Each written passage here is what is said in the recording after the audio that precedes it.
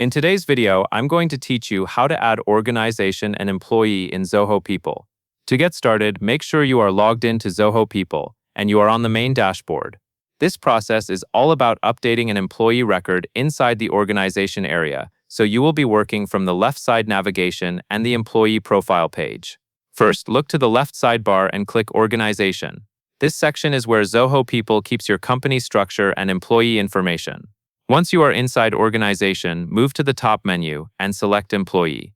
This opens the employee directory, where you can search for and access individual employee profiles. Now find the employee you want to update and click on the employee's name. This takes you into that person's profile page, where their details are grouped into different sections. Take a moment to confirm you are on the correct profile by checking the name and the key details shown at the top. This helps avoid updating the wrong record, especially if you have employees with similar names. Next, go to the top right of the page and click Edit, which is shown as a pencil icon. When you enter edit mode, the fields on the profile become changeable. This is where you can update items like department and work experience. Scroll down until you see the work experience field or the department field depending on what you need to change. Click into the appropriate field and select the new value.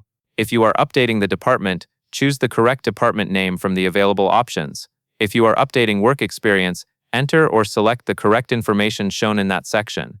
Work carefully and double-check the new value before saving, because these fields can affect reporting, access rules, and how the employee appears in organization charts.